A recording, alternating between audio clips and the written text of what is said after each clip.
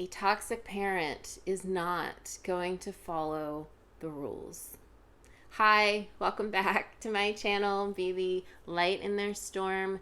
On this channel, we talk about healing from parental alienation, toxic relationships, and ways to parent more positively when you are, trying to parent with someone that doesn't want to co-parent.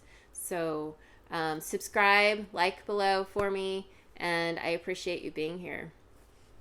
So for me, I really thought that once we had court orders, and it was a very tumultuous year to 2 years in actuality of being in court pretty much every month to get some kind of set schedule that we had.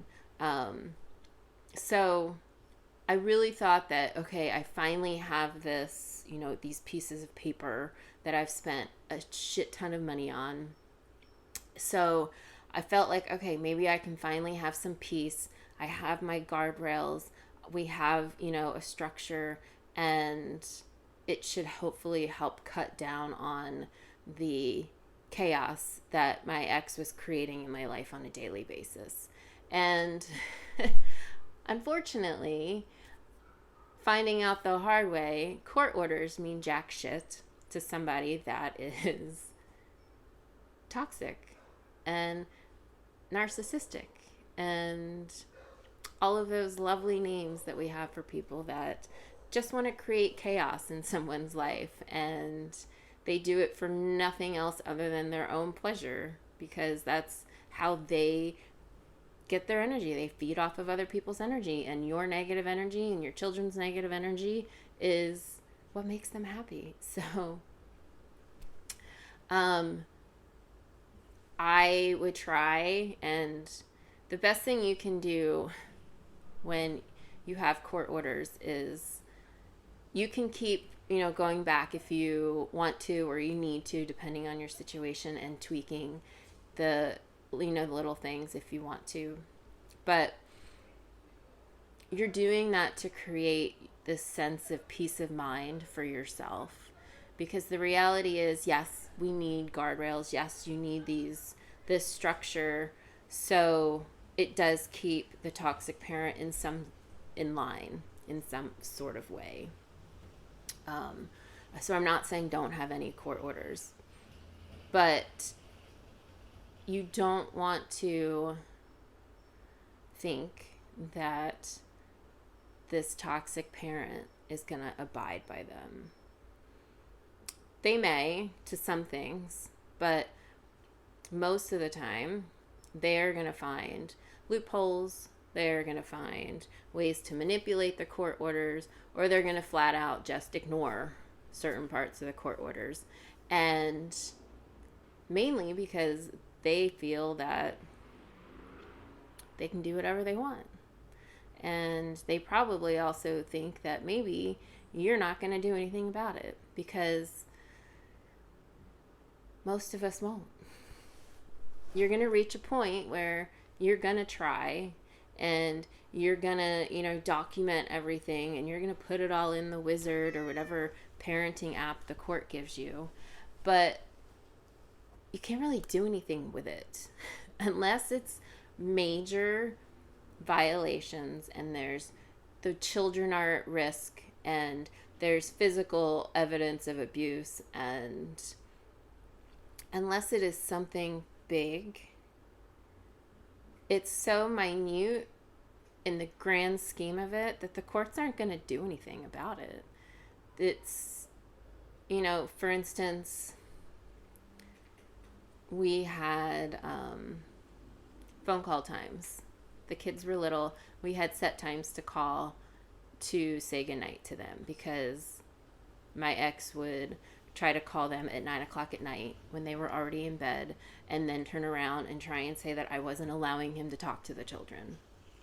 And he would know bedtime, what their bedtime was, and he would still call, or he would call right at bedtime when I'm trying to wind them down and spend, a half hour trying to talk to a 3, 5, and 6-year-old on the phone and getting them all riled up. So I had to put in set bedtime, scheduled times to call.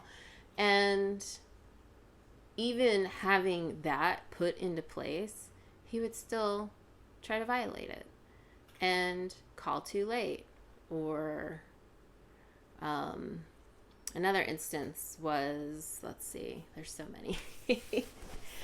He would find ways to manipulate the court orders. So, if it was a holiday and the court order said, he would get them from this time to this time, and then he would find some way to take that specific time and roll it into his other parenting time and just kind of say, nope, I'm keeping the kids, even though that wasn't what he was supposed to do. So what do? You can call the cops. The cops are just going to tell you to take it back to court. And at some point, you're going to stop wanting to spend money going back to court.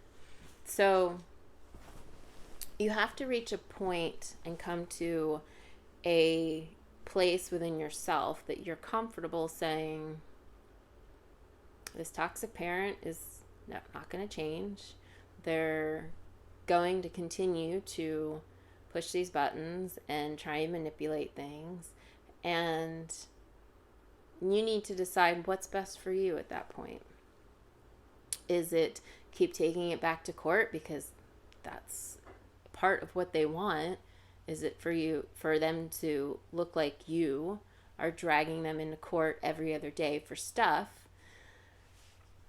Because it's the grand picture, right? The little details as to why don't technically end up mattering. It's, well, she's the one that's taking me to court every other week. But they'll take you to court every other week, and it's okay because you're the crazy one. So they're going to manipulate, and they're going to do everything and anything that they can. Court orders or not. So for me, it was easier to stick to the court orders for myself. So I knew that I wasn't giving him any ammo or any means to try and say I was doing something wrong. And if he would push the boundaries or try and manipulate the orders, I would document it. Let him know, like, hey, this isn't in what the orders say. And you have to just let it go. It's the hardest thing to do because you're right and you're looking for that justification and you're looking for that validation, and that you want them to like get yelled at. You want them to get punished for the fact that they can't follow the rules. But in the grand scheme of things, do you really want to waste all of your energy trying to have them stick to all these little, details when all you're doing is wearing yourself out and you're keeping the kids in the middle of that, and it's not healthy for anybody. And you're only wearing yourself out because that toxic parent's never going to change, no matter what court orders say. They're still going to be who they are. But again, if you're in a very more complicated situation, you need to do what's best for you and the kids. And if that means going back to court or getting somebody else involved, then by all means, you need to do what's best for you.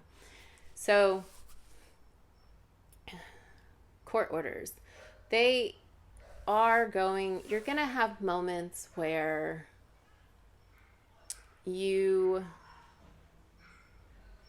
going to want to, try and work with them. They're going to ask you to cooperate on something, whether it's swapping weekends or things like that. And again, you need to kind of just be the bigger parent and you need to do what's best for you, but make sure that you don't allow them to dictate the court orders. You need to stand your ground with your time and your space with the kids, and make that like your bubble, because you don't want them telling you that, you know, they don't care what the court orders say. This is when they're going to take them, and this is when you're going to get them. And you don't want to let them do that. You need to, the court orders are there for your peace of mind. And for you, that's what you make your bubble out of, your peace of mind within, you know, the realms of those court orders. And that's kind of where you sit. If you think you can get them to work with you to, you know, swap weekends around because you need something, it's a 50-50. You can try it, but I wouldn't, you know, expect them to work with you. And you may have to take it to court if it's something that you truly need, because they're probably not going to give it to you. And you have to really just learn to let a lot of things go when you're trying to co-parent with someone that's toxic, and have your court orders, have the things that you want in there for your peace of mind, for the benefit of you and the children, and keep it at that, because the toxic parent is going to do everything and anything that they can to push those limits and break those rules. And they're never going to change. So I'm 10 years co-parenting, and I still have things that come up that he will try to manipulate and twist and turn, and you got to let it go. So I really hope this helps. I know it's a lot of, sometimes sounds like rambling, but it's really just to kind of give you some insight of things I've been through, and that, you know, for the benefit of you and your children, you need to really let go of expectations around the toxic parent ever working with you or following the court orders that are in front of you. So best of luck. I love you all. Infinite love and gratitude. Namaste.